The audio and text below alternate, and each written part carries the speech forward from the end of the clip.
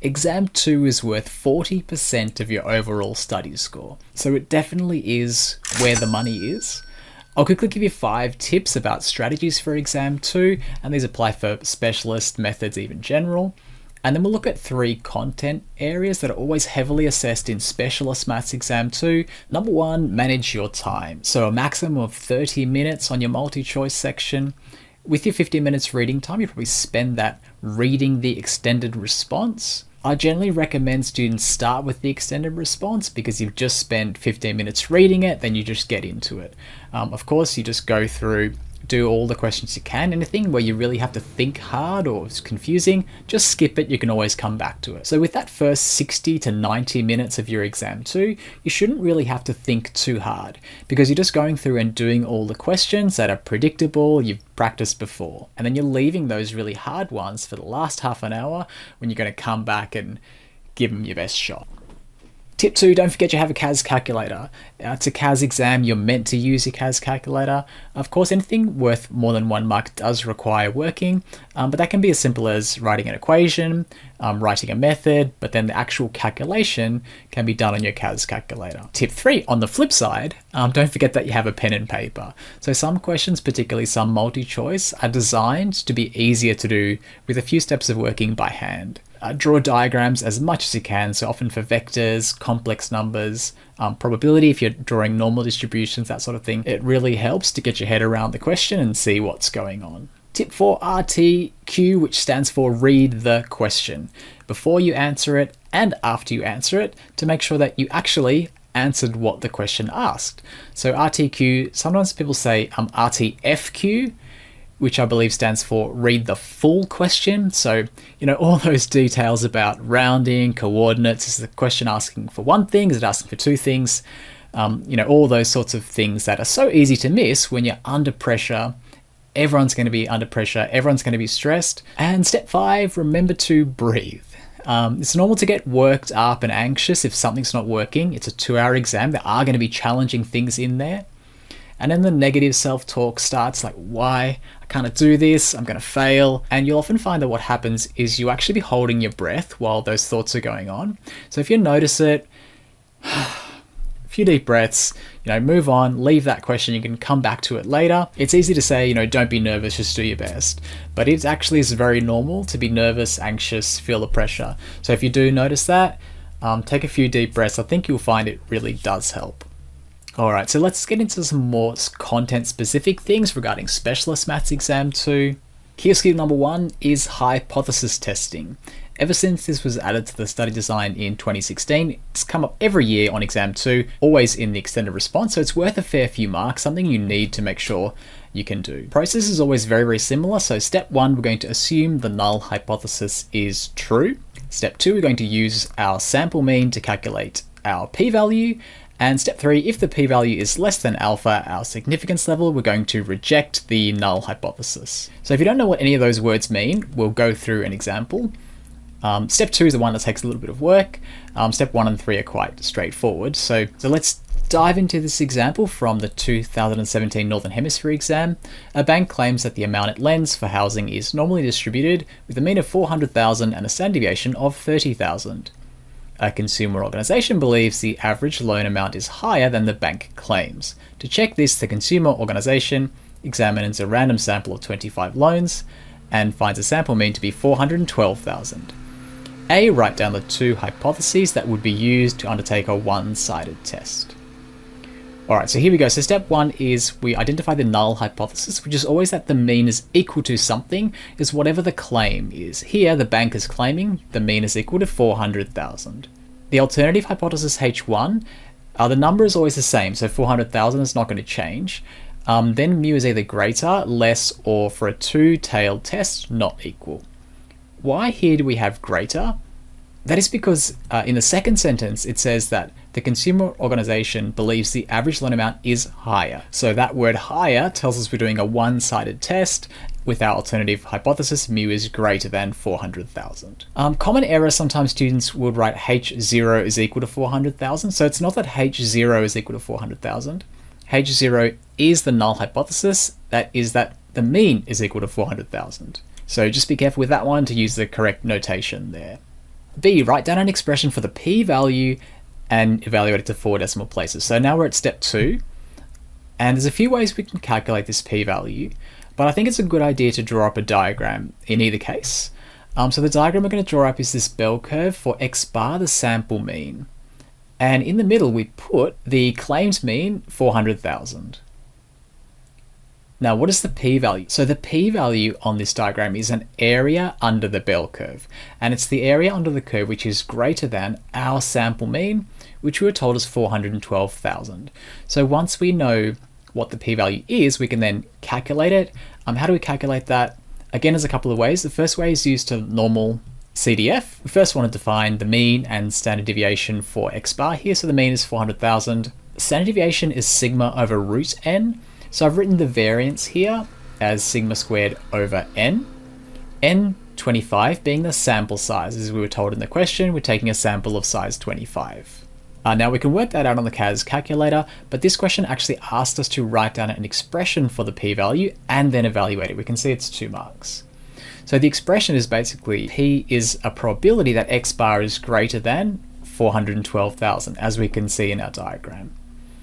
And often we will write inside this statement conditional on that the mean is 400,000, because that's what we're assuming, that the null hypothesis is true. We can then calculate that using a normal CDF. So lower bound 412,000, upper bound infinity, mean 400,000, and standard deviation sigma over root n. And we get a p-value of 0.0228. So the other main way to calculate the p-value is under menu, statistics, stat tests, and z-test. And then we're asked to enter mu0, so the claimed mean, sigma 30,000, our sample mean, and n, and also the alternative hypothesis. So in this case, remember, we want to test that mu is greater than. Your other options would be less than, or for a two-tailed test, not equal. But because with the wording of this question, we were actually asked for an expression, as in this probability here, it probably leads us towards doing it the first way rather than the second way. Okay, so the next question is to state with a reason whether the bank's claim should be rejected at the 5% level of significance. So that is our alpha.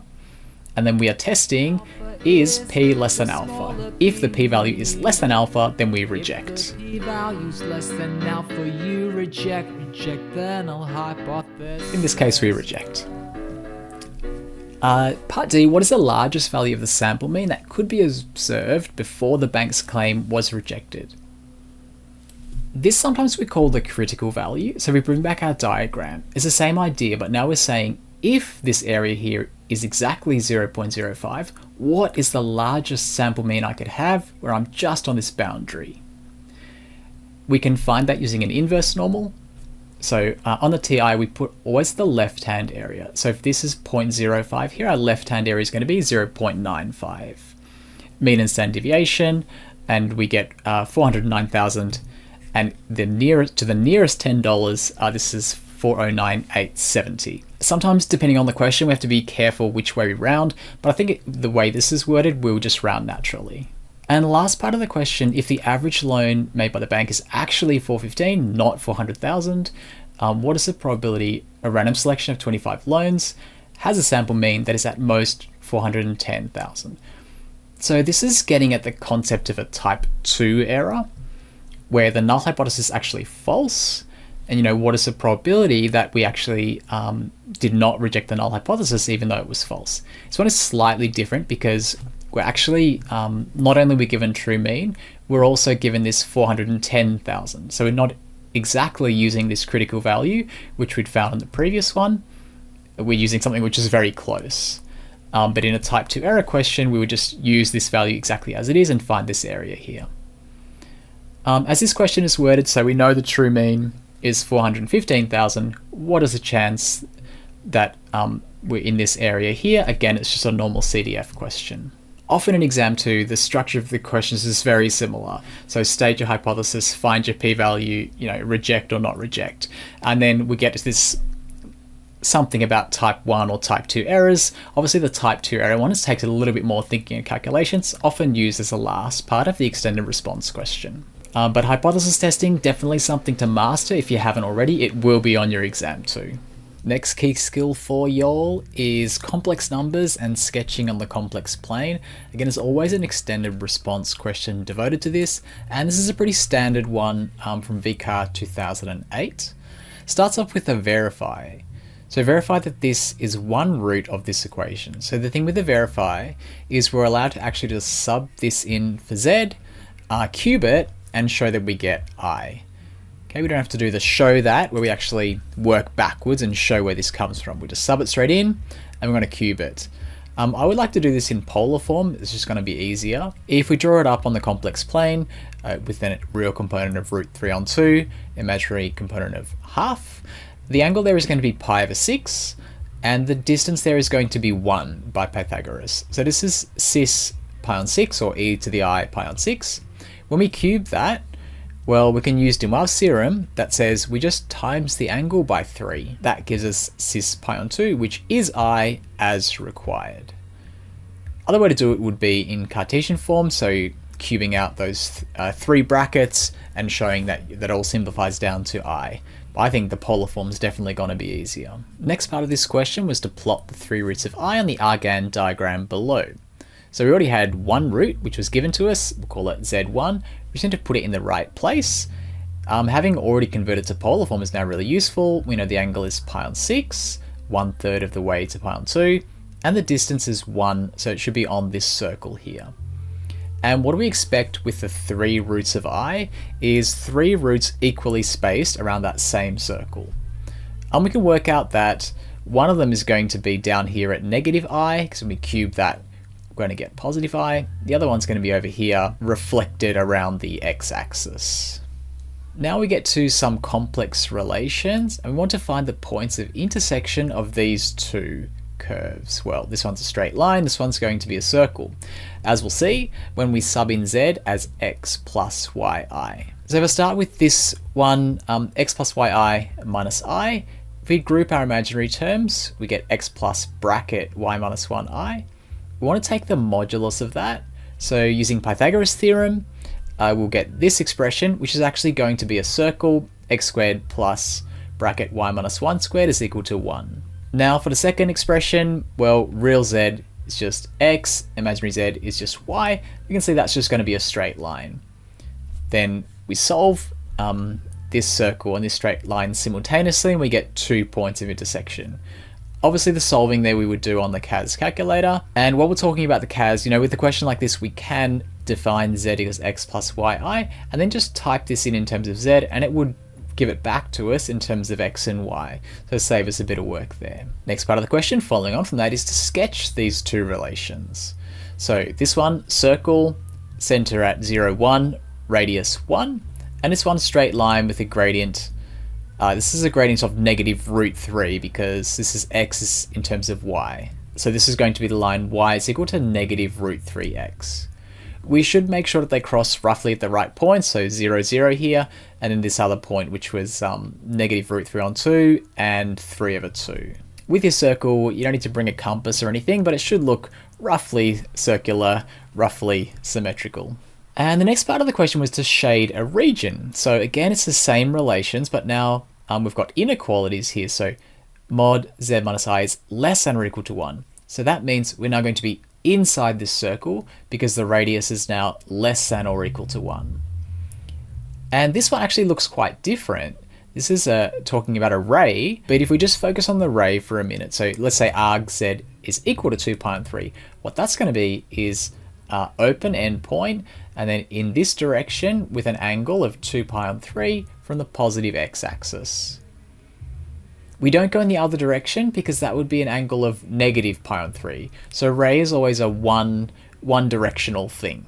The ray is actually part of this same line, which is, one of those things with extended response, they tend to lead on and build on each other.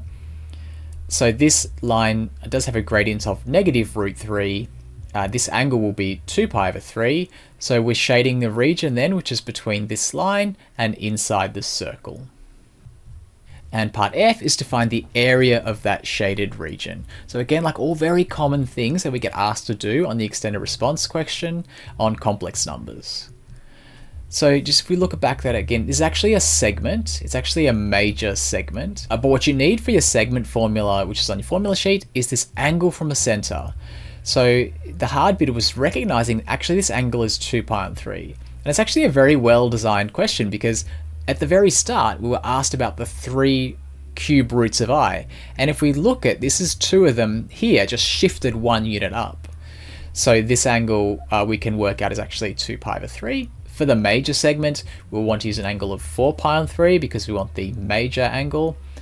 Just plug into the formula and we'll get our area. And that formula is on your formula sheet, and yeah, it does often come in handy.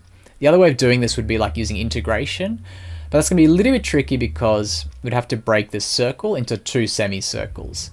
Top function, do an integral using that, and then a bottom function. Again, we've got this straight line here, so we'd have a difference between 2 curves for both top half and bottom half of the circle. So it's going to be easier to do using the segment formula. So yeah, quite a nice complex numbers question there. Sorry, I went through it a little bit fast. But the key skills there, which we saw, sketching on the complex plane, points, lines, rays, circles, shading regions, finding areas of regions, and then some solving of complex polynomials, either roots of complex numbers or conjugate root theorem polynomials, which we didn't see in this one, but also very common on complex numbers questions, exam 1 and 2. And number 3 is rational functions. So again, very common on the extended response. So here's an example, which is a 10-mark question from 2019 Northern Hemisphere exam. We'll just read through the whole question first. So we've got this function. Part A1, state the equations of the asymptotes for 2 marks. Part A2, coordinates of stationary points and the point of inflection. Part 3, sketch the graph for 3 marks. We're given a grid here. And then part B, this question about we generalize the function from f to f of k, where we just introduce this parameter k into the equation. Then for what values of k would fk have no stationary points? So we need to use the derivative for that question. And part C, for what value of k will fk have a point of inflection located on the y-axis? All right, so let's go through each part now. So with part A1, state the equations of the asymptotes. And this is generally what you would look for if you're going to sketch the graph anyway. So the asymptotes are going to occur firstly when the denominator is 0. So we have x squared minus 1 on the denominator. So we'll get asymptotes at x is 1 and x is negative 1. Those will be vertical asymptotes. And we're also going to get a non-vertical asymptote. In this case, it's going to be a horizontal asymptote at y is equal to 1. Now, that's not obvious from this form of the equation, but we'll see it if we do a little division. And we can do that on the CAS calculator using the proper fraction function. It's there under menu algebra fraction tools. So now this is a proper fraction because the degree of the top is less than the degree of the bottom. As x gets really, really big, this is going to all approach 0. And a function is just going to approach y equals 1. Part A2, state the coordinates of the stationary points and the point of inflection. Well, as we read the question before, we know that we have to sketch the graph in the next part anyway. So we might as well sketch the graph on our CAS calculator and find the stationary points and inflection points on that. So if you grab out your calculator and sketch the graph, you'll get something that looks like that, which is fine, except for a few things. We only want between -6 to 6. So we probably want to put in a domain restriction. And second thing, we have this grid here, which goes from -6 to 6 on the x-axis and -2 to 2 on the y-axis. So we really want to use a similar scale on our CAS calculator. So we can set our x min, x max, y min, y max. So we get something which is on the same scale as what we need to actually sketch. We're going to find all our points, minimums, maximums, stationary point of inflection over here, which you wouldn't necessarily recognize unless you just find it on the calculator. And it's actually not that easy to sketch, especially when we look at the grid we've been given. Those grid boxes are quite small. So we need to look at, like, where is 0.87? Which grid box am I in? And you do need to be in the right grid box, just in case the assessors, penalize you for being outside it. So we definitely want to sketch our asymptotes with a ruler. Just dot them in, label them, put all your points in again. Be careful about the position using your grid. We need to work out, okay, these grid boxes here are each worth a half along the x-axis, but on the y-axis, there's 5 of them for each whole number, so they're each worth 0.2. Even on this part of the graph where we are not really having any key points that we need to label, it is a good idea just to dot in a few points to give yourself an idea of where the curve is going. Because there may be a mark for being in the right. So if I'm way off, too close to the asymptotes or too far away, you may lose a mark there. So you do have to take a bit of time over those graph sketching questions. This one was worth 3 marks. Probably going to spend more than 5 minutes on that. And the next question is where we generalize to k. For what values of k would fk have no stationary points? So the first thing I want to do is do a derivative. Again, I'm going to do that on the CAS calculator. If you don't have anything else, at least write that down. You might get a method mark. But then what do we want to do? To have no stationary points, this thing is never going to equal 0.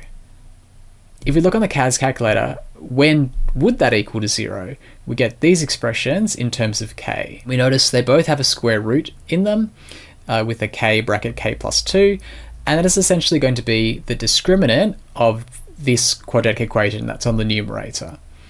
So in order for this to have no stationary points, then the thing under the square root would have to be negative. Again, we can solve that on the CAS. It gives us k between -2 and 0. But there's another little trick here in that the denominator is actually 0 when x is 1 or -1. And if it's the case that when the derivative is 0, x is 1 or -1, well, you're not going to get a stationary point because the function is actually undefined. So we actually need to check that too. So if we solve when this solution for our x value is equal to 1 or -1, we'll get k as -2 or 0. So in those cases, we still get no stationary points. So although we got between -2 and 0 exclusive, we actually found now that when k is -2 or 0, we still get no stationary points. So we do want to include those in our solutions. As far as what do you need to write down for method, probably in this case, write down the derivative, something like this to say that we require f dash to be 0 to have no solutions, and then our interval in terms of k. So that was a bit tricky. The last part was actually easier. About when does it have a point of inflection on the y-axis. So point of inflection, we want the second derivative to be 0. If it's on the y-axis, then that should happen when x is equal to 0. Solve on the CAS and we get k is equal to -1. It is a good idea to check because actually second derivative being 0 does not guarantee a point of inflection. In this case, we can sketch a graph when k is equal to -1, and we actually do get a point of inflection on the y-axis, so that's good. It's only a 1 mark questions here, so it's simple as writing your answer, k is equal to -1. So it's a pretty standard rational functions question. Key skills there is being able to sketch it accurately, being careful with your grid, using the first and second derivatives to identify stationary points and points of inflection. Sometimes they go down the path of like doing a volume of a solid or area of a surface of revolution with that function, but I won't go through an example of that here.